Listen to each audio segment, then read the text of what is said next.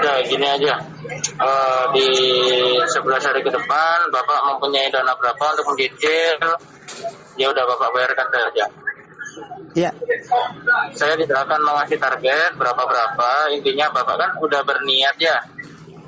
iya Pak, saya lihat masalah ini selesai, Ya. begitu kan. Oke deh. Jangan batasi saya untuk melakukan pencicilan gitu Pak. Jadi sekemampuan saya pasti selesai, gitu kan. Oke. Jadi besok 11 hari ke depan Bapak bisa cek di aplikasi, waktu sudah mencicil nanti denda akan hilang. Oh iya Pak, iya Pak. Baik Pak Loy. Oke, baik. Ya, terima kasih ya Pak ya. Selamat sore. Terima kasih Pak, selamat sore. Ya. Hai, ketemu lagi nih sama saya Yan di channel Tell the Truth. Nah teman-teman, kali ini saya mau bahas perihal solusi tanpa masalah untuk keluar dari jeratan pinjol. Pokoknya happy ending deh. Tapi sebelumnya jangan lupa subscribe, like, comment, and share kalau kalian suka apa yang saya sampaikan. Nah gini teman-teman, saat kita terjerat pinjol, terjerat hutang piutang dengan pinjaman online, apa sih yang kita rasain?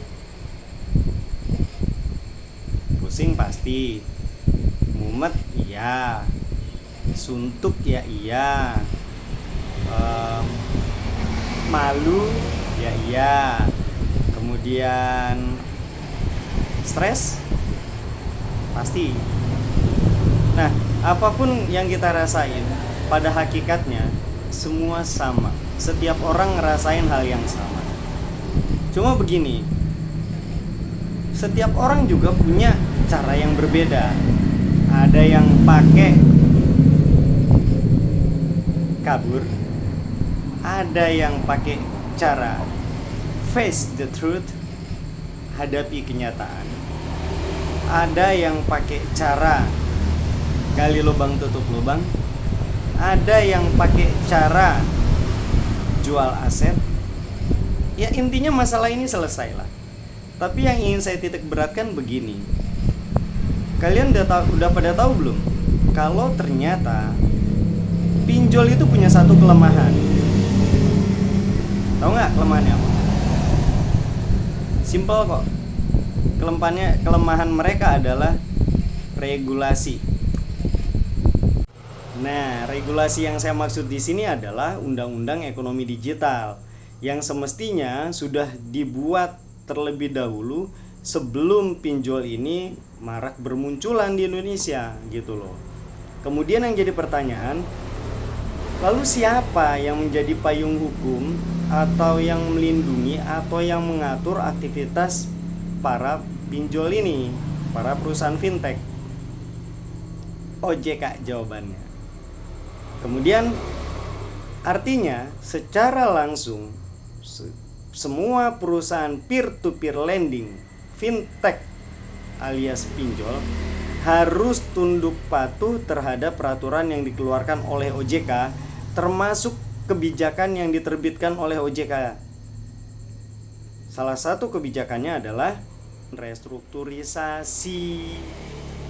Ini yang jadi solusinya ketika kita terlilit hutang di pinjaman online resmi. Itu dia maksudnya. Itu dia poin-poinnya. Kemudian gini, Bang, Om, banyak loh yang ngaku nggak ada restrukturisasi itu. Bantah, hadapi argumen itu. Tapi caranya gini dulu, tenangin pikiran kita dulu, perkaya wawasan kita, baru kita hadapi mereka. Jangan pernah mendengarkan, jangan pernah menggubris nada bicara DC. Itu udah kerjaan mereka, memainkan psikologi tuh. Kemudian, Bang, nanti kalau didatengin gimana? Takut. Kalian takut?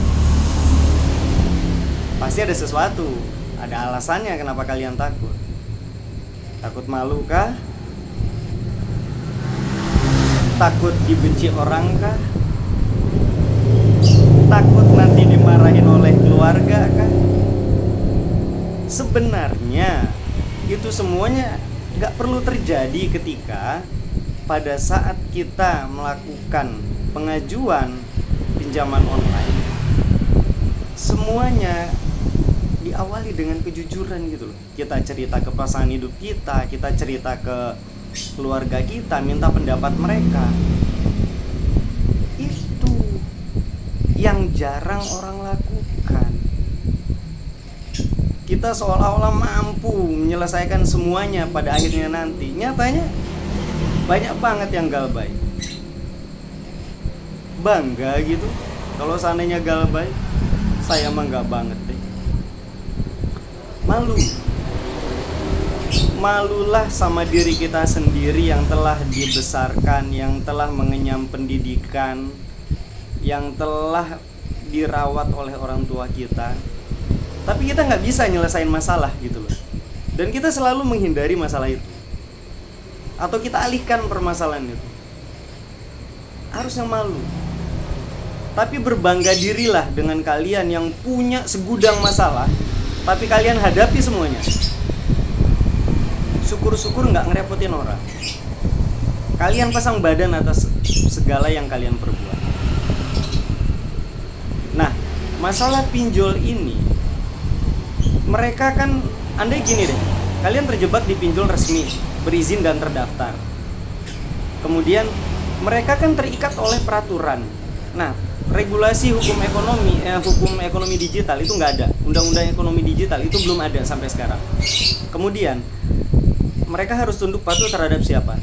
Jelas OJK yang menjadi payung buat mereka.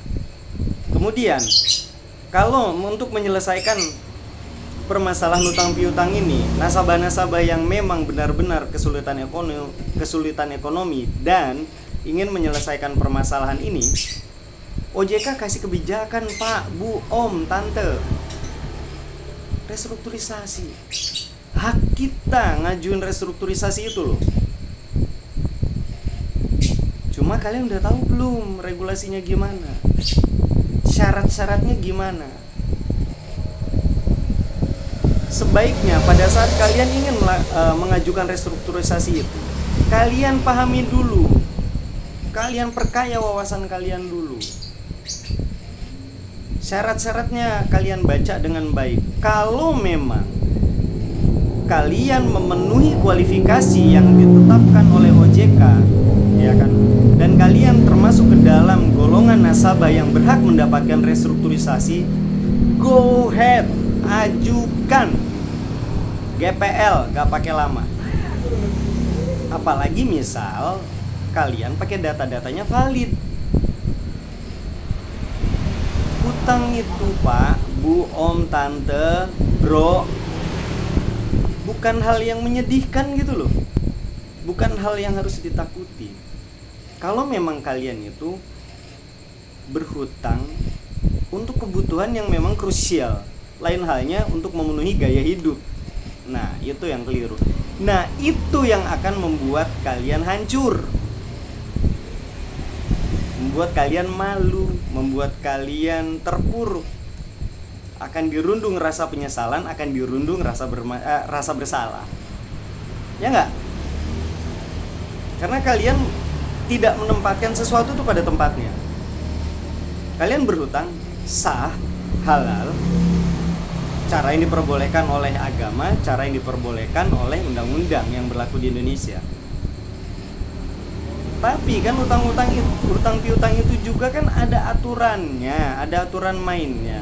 Nah, kalau kita sebagai nasabah mau sampai kapanpun hutang tetap hutang dan harus dibayar, itu mutlak. Salah satu caranya tadi restrukturisasi.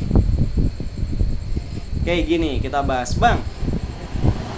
Mereka nolak loh saat kita ngajuin restrukturisasi. Kapan ngajuinnya? Di awal-awal, Bang. Pada saat, bahkan sebelum jatuh tempo udah kirim email. Jelas mereka malu-malu dulu, mereka melakukan tekanan demi tekanan dulu. para DC-nya. Dan itu memang sudah hal yang biasa, hal yang nggak perlu ditakutin, sudah lazim terjadi. Bahkan di dunia perbankan offline pun begitu, biasa banget lah. Kalau seandainya sejak awal pengajuan kita diterima oleh mereka, ngebayang nggak sih keuntungan mereka akan drastis menurun, keuntungan mereka akan berkurang sangat jauh. Bener nggak? Yang tadinya misal kalau kita bayar tertib, ya kan, kemudian perputaran uang mereka jadi cepat, kemudian kalau kita telat beberapa hari kita masih kena denda, itu jadi untung tambahan buat mereka. Kali ini kita hanya bayar utang pokok apabila pengajuan restrukturisasi kita diterima. Tuh ya, ingat. Kemudian begini, Bang, nanti kalau diterima perjanjiannya gimana? Buat kesepakatan baru, catat dan rekam baik-baik setiap pembicaraan kalian dengan DC atau pihak pinjol yang menghubungi kalian atau pihak pinjol yang mengirimkan orang dan mendatangi kediaman kalian. Ya, catat dan rekam. Jadikan itu bukti. Karena nanti endingnya begini. Ketika kita memang benar ingin menyelesaikan permasalahan ini, menjelang di akhir keterlambatan, di akhir limit waktu untuk pinjol menyerahkan berkas calon nasabah yang akan di blacklist, itu rata-rata keterlambatan 2 bulan.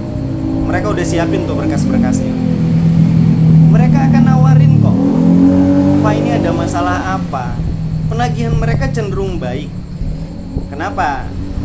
Mereka tetap menginginkan uang mereka kembali, walaupun hanya hutang pokok.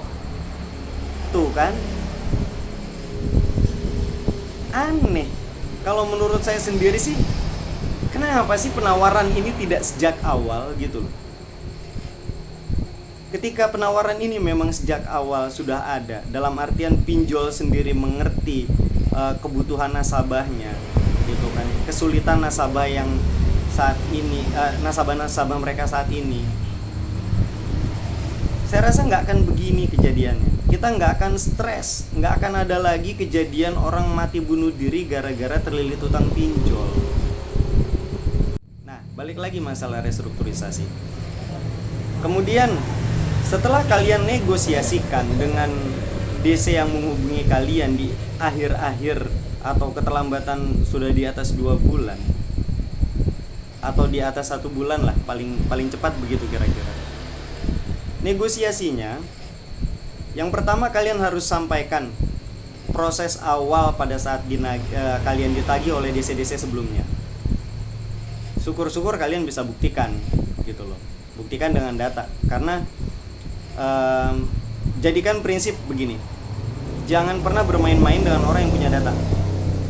Camkan itu buat kalian semua. Kalau kita punya data, kita nggak akan dibantah, ya, apapun itulah. Mau sifatnya rekaman pembicaraan, mau sifatnya catatan, harus di backup terus tuh. Data-data itu harus kita backup. Nah, kemudian begini, negosiasikan dengan DC-nya berapa nominal yang kalian sanggup bayarkan dengan kondisi kalian saat ini. Jangan pernah kalian memaksakan diri untuk melakukan pencicilan dengan jumlah tertentu yang disarankan oleh DC-nya atau yang diminta oleh pihak perusahaan pinjol begitu kan. Tapi di sisi lain, kalian mengorbankan hal yang lebih besar, kehidupan yang layak, kehidupan keluarga kita, kehidupan anak istri kalian. Benar gak? Kita dituntut untuk mengambil sebuah keputusan bijaksana dalam hal ini kan. Nah, sekarang begini, kalau proses itu begitu mudah, pengajuan restrukturisasi, kemudian pada dasarnya pinjol itu sendiri nggak mau rugi, terus kenapa harus galbay? Nggak malu tah? kalian apa ya? Di mana nurani kalian gitu loh? Di mana akal sehat kalian? Kita ini semua sudah dibesarkan oleh orang tua kita, disekolahkan, dididik dan diajari untuk punya etika, untuk jadi orang yang bertanggung jawab. Terus apa dengan kalian takut menghadapi DC? Kalian gak bisa move on? Galbay adalah pilihan terbaik? Salah, enggak banget. Coba kalian tenangkan diri kalian dulu. Kalian perkaya wawasan kalian, bekali diri kalian dengan ilmu. Cuma itu yang bisa menenangkan diri kalian. Enggak ada lagi. Bukannya lihat konten YouTube saya, lihat konten YouTube teman-teman yang lain. Kalau konten itu sifatnya positif, boleh jadi kalian akan tenang. Tapi sebaiknya gini, kita harus punya filter. Dalam hal ini adalah ketika kita punya atau dapat sebuah informasi penting dari siapapun, kita cari dulu validitas informasi itu. Apa betul yang orang itu sampaikan? Melanggar regulasi undang-undang enggak? Melanggar regulasi agama enggak? Kalau enggak ada, simpan informasi itu baik-baik. Aplikasikan dalam kehidupan sehari-hari. Kalian terapkan dalam kehidupan sehari-hari. Karena itu berguna banget. Kalau kalian dapat informasi dalam tanda kutip celah untuk menjadikan diri kalian menjadi sosok yang tidak bertanggung jawab, hentikan, stop. Mau sampai kapan kalian lari dari masalah? Mau sampai kapan kalian menghindar dari masalah? Enggak banget. Kalau kalian tidak bisa bertanggung jawab atas diri kalian sendiri, gimana kalian mau bertanggung jawab sama keluarga kalian? Sementara cakupan terendah adalah diri sendiri. Bener nggak? Kalau kita ngurus diri sendiri aja udah bener, segala permasalahan hiruk pikuk kehidupan sehari-hari, dinamika kehidupan sehari-hari sudah bisa kita lewati. Hidup ini aman kok. Hidup ini akan tentram kok. Pasang surut kehidupan ekonomi itu udah hal yang biasa. Saya punya satu nasihat bagus nih. Mudah-mudahan ini jadi inspirasi buat kalian. Gunakan ilmu langit ya, ilmu agama untuk menggapai kebahagiaan di dunia. Kalau kita menggunakan ilmu langit, kebahagiaan di dunia kita dapat, kebahagiaan di hari akhir nanti insya Allah kita dapat. Nah, kira-kira gitu dulu deh apa yang saya sampaikan. Mudah-mudahan jadi inspirasi baru buat kalian. Mudah-mudahan jadi pengalaman baru buat kalian. Mudah-mudahan bisa menenangkan kalian semua. Mudah-mudahan bermanfaat apa yang saya sampaikan ini untuk orang banyak, ya kan? Jangan lupa subscribe, like, comment, and share kalau kalian suka apa yang saya sampaikan. See you in the next videos. Don't forget always tell the truth.